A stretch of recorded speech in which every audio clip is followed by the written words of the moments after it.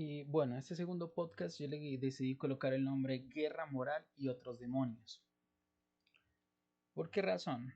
Bueno, me presento otra vez. Mi nombre es Sergio Daniel Córdoba, soy estudiante de Ingeniería Electrónica y vamos a hablar un poco sobre la moralidad y la ética más la guerra.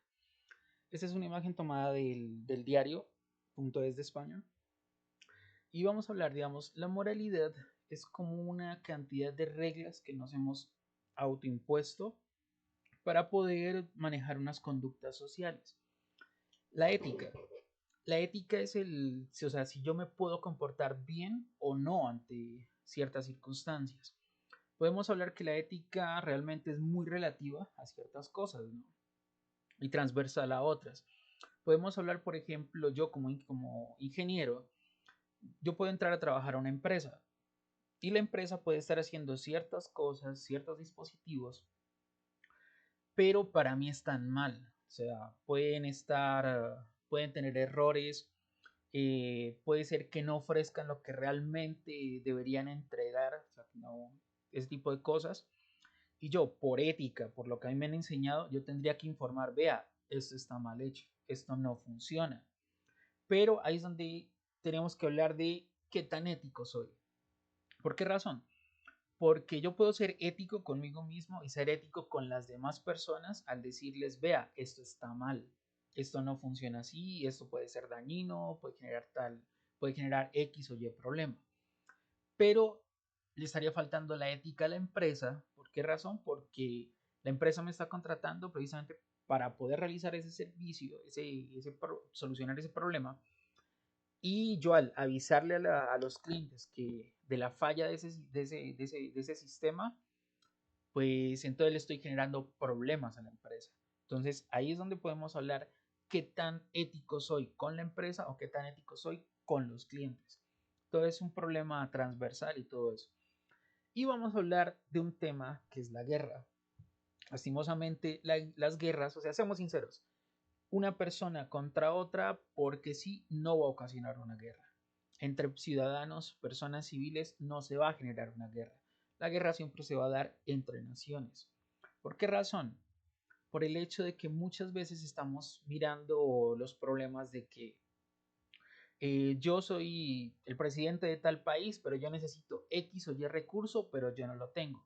Entonces, de esa forma me invento algo para armarle problema a un país donde sí tiene ese tipo de recursos. Entonces, por ejemplo, ahorita que estamos mirando eh, las dos guerras actuales, que es lo de Rusia con Ucrania, y estamos hablando del problema con Palestina e Israel.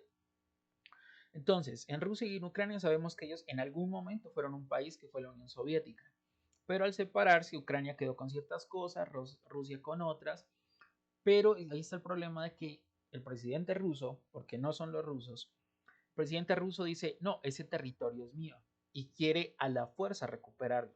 Peor aún que estamos hablando de que Ucrania, como quiere ingresar a la Unión Europea, entonces, y tener ciertas ventajas gracias a eso, Rusia no quiere tener a la Unión Europea de vecino. Por eso se inventó un problema, se inventó todo ese desastre y generó ese problema en Ucrania. Lo está invadiendo, o sea, realmente sí lo está invadiendo porque es un país soberano y como país soberano él decide qué hace y qué no hace.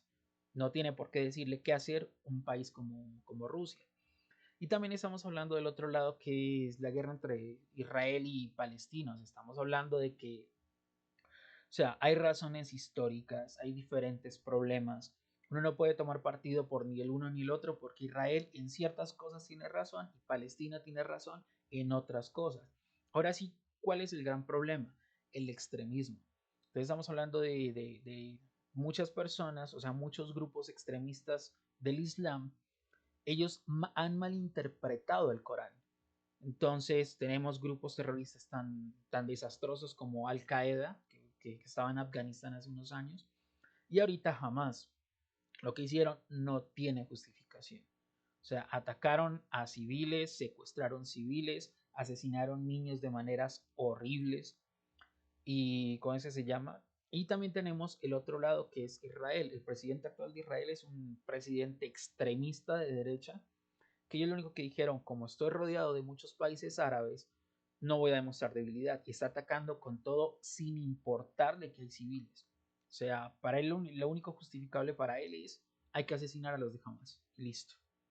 Pero también tiene sus razones históricas porque el territorio de Israel en cierto momento fue islámico, en otro momento fue judío y, por ejemplo, los judíos tienen resentimiento desde mucho tiempo atrás. Podemos tocar, ese problema viene desde épocas bíblicas. Hablemos de Abraham. Abraham tuvo dos hijos, Isaac, que es el que todos conocemos por el simple hecho de que hemos estado vinculados al cristianismo o al catolicismo, pero también tuvo otro hijo, ahorita no recuerdo el nombre, pero los dos fundaron dos líneas de religión, que es el judaísmo, que viene por el lado de Isaac y Jacob, incluso Jacob en algún momento se llamaba Israel, precisamente, y por el otro hijo se tuvo con una concubina egipcia y él viajó hacia el sur de lo que es hoy Israel, hacia la frontera con Egipto. Ella era de Egipto precisamente. Entonces, desde épocas bíblicas miramos cómo Israel viaja a Egipto después de que fueron esclavizados en Egipto y salen. Todo ese territorio ya era sostenido por un pueblo árabe. En ese momento lo conocíamos como filisteos. Entonces llegan, Israel se acentúa, luego empiezan guerras entre Israel y los filisteos y todo eso termina del dominio de Israel durante mucho tiempo. A Israel lo dominaron los persas, luego le cayeron los romanos, el templo donde estaba el templo de Salomón, ese templo fue tumbado por los romanos y posteriormente conquistado por los árabes cuando empieza todo el proceso de las cruzadas. Y en ese lugar donde estaba ese templo fue construida la mezquita actual. Entonces, por eso podemos mirar un resentimiento que hay entre el pueblo de Israel y el pueblo el pueblo árabe. Y si nos damos cuenta, allá solamente existe el muro de los lamentos. Es el recuerdo de lo que era el templo de Jerusalén. Entonces, vamos a mirar lo que es una guerra. ¿Es justa en ciertas circunstancias? Para mí no lo es. ¿Por qué razón no lo es? Porque realmente deberíamos llegar a consensos. Ahorita actualmente está la guerra por ese territorio, pero no es precisamente por la zona, sino por su posición geográfica en lo que es Israel. Estamos hablando que es un acceso que tiene Occidente hacia el mar Mediterráneo para poder entrar hacia tierras árabes. Entonces, por eso es tan importante para ellos y por eso es la pelea entre ellos. Pero realmente nada justifica una circunstancia de guerra. ¿Cuáles son los límites éticos en la guerra? Pues estamos hablando de que realmente los límites éticos es una vida. O sea, la ética tiene que estar basada en las vidas. Si estamos hablando de que van a estar personas ahí y voy a bombardear ese tipo de cosas sin importarme que haya civiles, estamos en un error. Y eso lo podemos ver aquí en Colombia. Aquí en Colombia, para mí, Diego Molano debería estar en la cárcel. ¿Por qué razón? Porque ellos no les importaron y ellos atacaron ciertas zonas, bombardearon niños en ese momento, o sea, y sabían que habían niños. Y les importó nada. O sea, ahí estamos hablando de que es una persona que cuando ya se rompe eso, o sea, como que para mí ya no es persona, o sea, no es humana. Y esto nos genera, digamos, esa violencia, ese poder.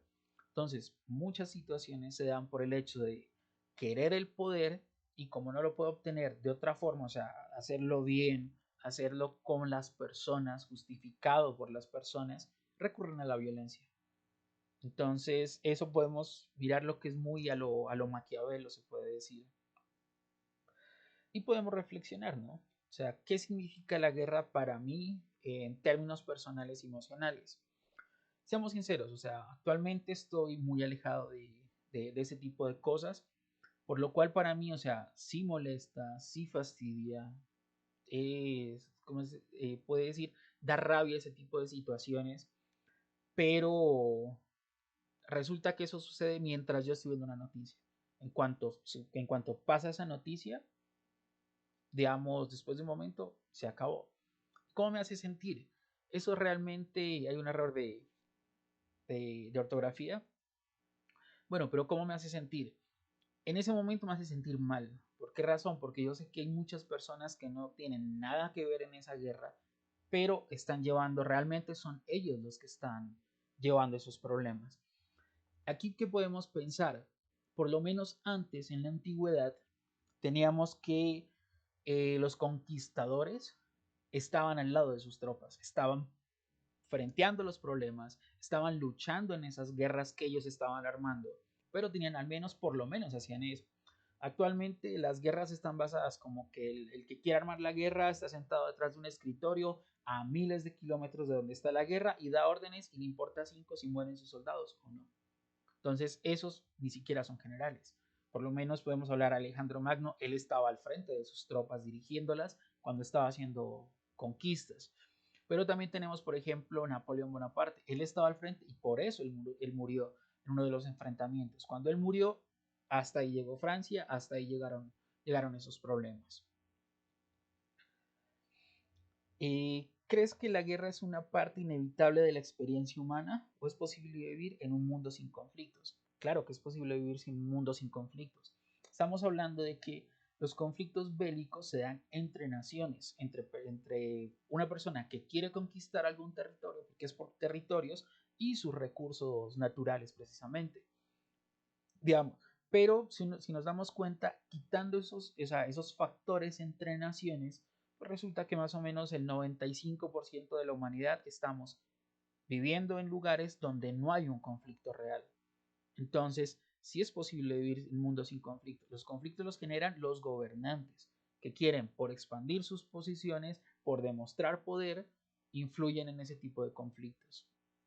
Pero quitando ese factor, resulta que entre municipios, entre departamentos, entre personas, no hay conflictos de ese tipo. Estamos hablando de que los conflictos son mínimos entre una que otra persona, pero realmente se vive en paz, se vive tranquilo. Y ese es el problema, que si tú estás tranquilo, estás bien, pues resulta que al tomar malas decisiones, al escoger los que van a dirigir un estado, ellos pueden generar ese tipo de conflictos. Ellos sí tienen el poder de desestabilizar un país. Todo eso. Podemos colocar el ejemplo hace unos años que fue Iván Duque. Iván Duque estaba planteando una reforma tributaria tan asquerosa, tan horrible, que clavaba a la clase media y baja, que la gente estalló. Y la gente no salió de las calles hasta tumbarle esa reforma y de paso llevarse una reforma a la salud que, si de por sí ya la salud es un negocio, quería peor, o sea, volverle un desastre. Y también se la tumbaron. Entonces, ese tipo de cosas nos hace reflexionar sobre eso. Cuando tenemos un mal gobernante, va a detonar, ¿cómo se llama? Va a desestabilizar un vivir tranquilo y generar un conflicto con su nación. Y pues también tenemos qué papel juegan los valores éticos y morales en la decisión de participar en una guerra. Pues resulta que actualmente tenemos la ONU. La ONU se supone que es la entidad que debe velar por la paz del mundo y todo ese tipo de cosas, pero realmente ahí se hace una trampa porque estamos hablando de que en la ONU existe el hecho de que hay un comité que es el comité de guerra. Ellos pueden vetar a un país, pueden tal cosa, y son, no me acuerdo si son 8 o 10, algo así, que ellos pueden votar por no armar una guerra. Pero el resto de países ni siquiera tienen voz y voto en ese comité. Solamente estamos hablando de las potencias mundiales. Ellas son realmente las que deciden si hay una guerra o no.